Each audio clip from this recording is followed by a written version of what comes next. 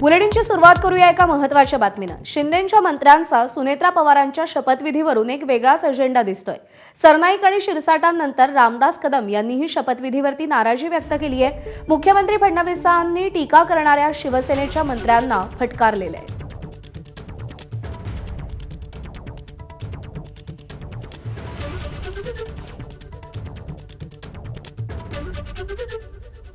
जो काही वादविवाद होतोय हा अतिशय निरर्थक अशा प्रकारचा आहे, अतिशय चुकीच्या अशा प्रकारचा आहे। प्रत्येक व्यक्ती केवळ स्वतःचं राजकारण याच्यात कसं पाहता येईल हा प्रयत्न करतोय, हे अतिशय चुकीचं आहे। बघा, शेवटी राज्याचे उपमुख्यमंत्री, राज्यातले एक अतिशय प्रसिद्ध व्यक्तिमत्व असलेले एक मोठे नेते अजितदादा पवारांच्या रूपाने दुर्दैवाने आपल्यातनं निघून गेले।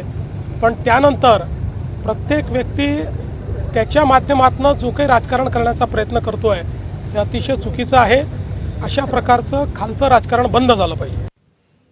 आणि यानंतर अशी बातमी आहे, महापालिकेत सत्ता स्थापन करण्यासाठी सुरू असलेल्या आगळ्यावेगळ्या ट्विस्टची।